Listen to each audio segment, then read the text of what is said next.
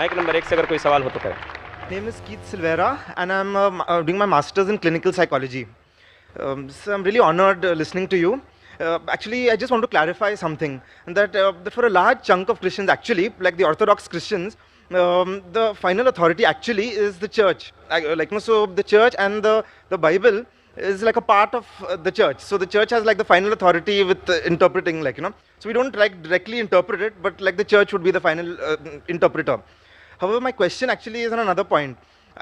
Some Western scholars have been like studying all the hadith and kind of thing and translating them, and they claim that that some of them contradict others, and that certain Islamic scholars in the Middle East, on various contemporary issues, they hold different opposing views, and they use different hadith which have very very respected lines of transmission.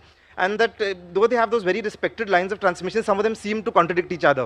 So that's what they claim. Do you really feel it is true? And are there certain hadith which have a higher authority than others? And so then those would be the ones that we definitely have to follow, and then some others which are not so this thing. So I wouldn't mind if you answered in Urdu too.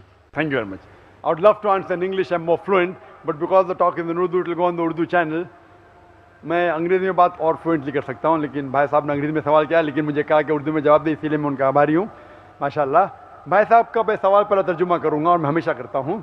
भाई साहब ने पूछा कि वो एक Christian है और Christianity में बाइबल एक किताब है खुदा की तरफ से, लेकिन और इम्पोर्टेंस दिया जाता है चर्च को।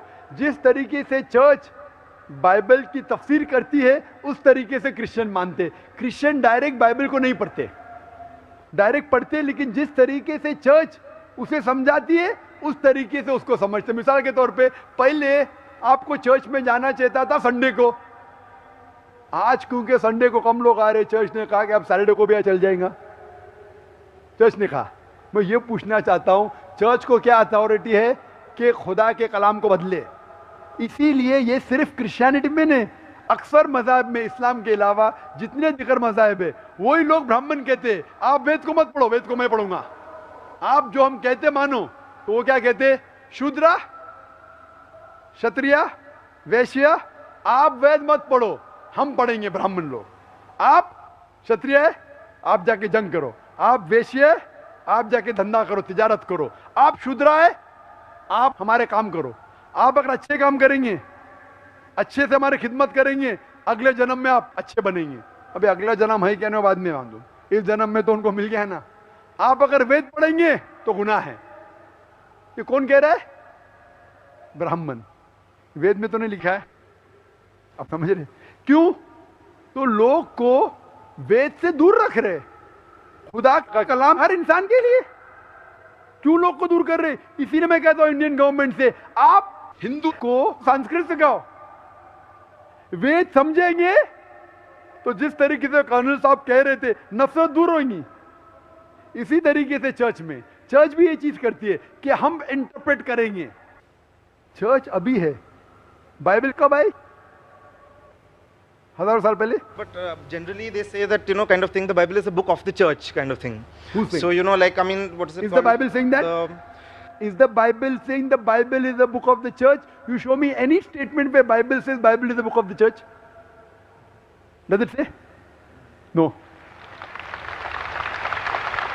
When the church says that Bible is the book of God, so should we follow the word of God or word of church? Who's higher? Do you worship God or do you worship the church? Who is your creator, the God or church? कौन आपका खालिक है, खुदा या church?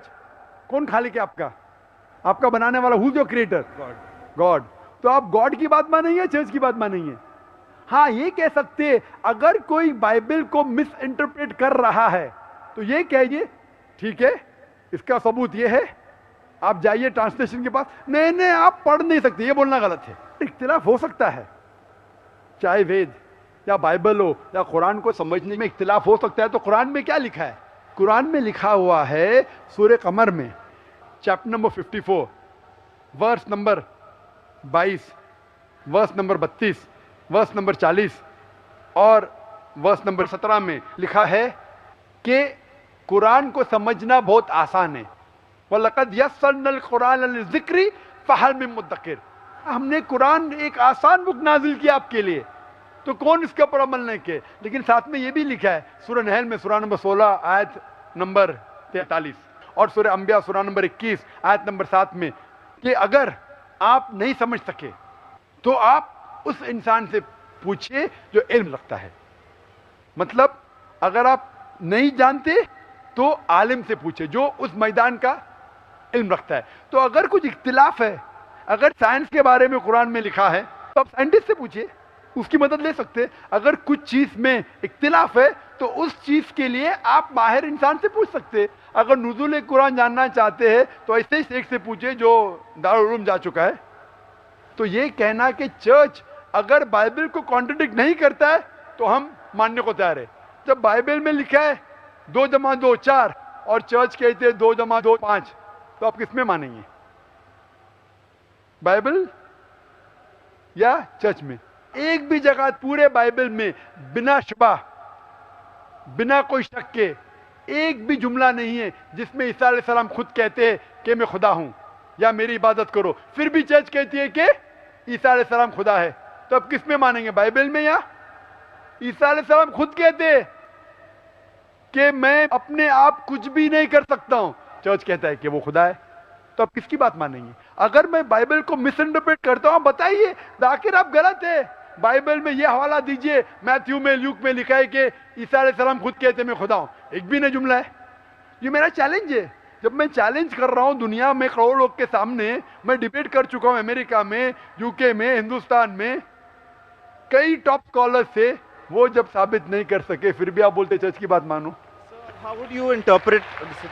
अभी मैं आता हूं आपके सवाल के ऊपर, मैं सवाल पे आपके आता हूं हदीस के बारे में। Sir, no, sir, that I just want to verify. How would you interpret the part in 1 Corinthians where it says that the church is the pillar and bulwark of the truth?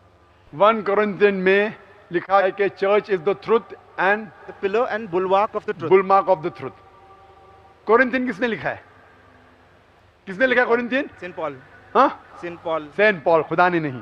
बिल्कुल सही।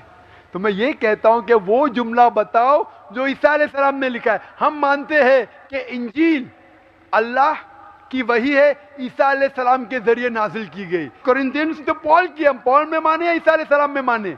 ईसा अलैहिस्सलाम कहते हैं कि अल्लाह की तरफ जाने के लिए आप अहकामात को मानो, कमांडमेंट्स को मानो। कोरिंथियन में लिखा है चर्च इज द बुलमार्क। कोरिंथियन में लिखा है कि पुराने ऐदनामा को छोड़ो, ईसा अलैहिस्सलाम को मानो के सूली पे चढ़ गया। तो आप पॉल की बात मानेंगे या ईसा अलैहिस्सलाम की बात मानेंगे?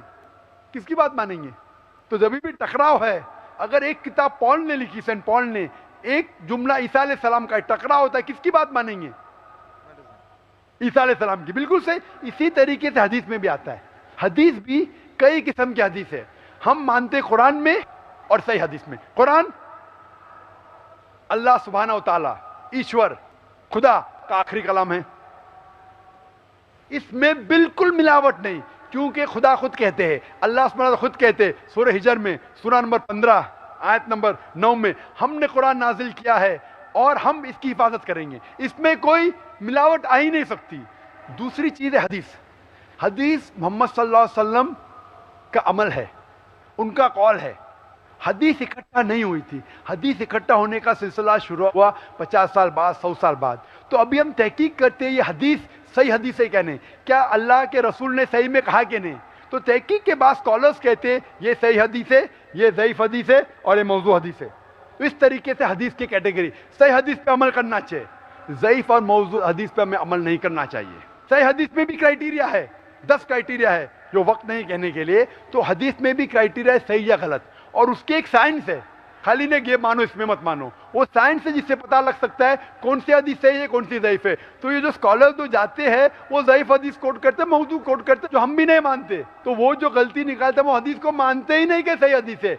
मुस्लिम को सिर्फ मानना चाहिए कुरान और सही हदीस। Hope this answers the question. व आखिर दावाना अल्हम्दुलिल्लाहि रब्बिल आलमीन। Thank you, sir. शुक्रिया आप तमाम हजरात का। इसी के साथ आज की इस नशिस्त का इख्तिताम होता है। अस्सलामु अलैकुम वरहमतुल्लाहि वबरकातुहू।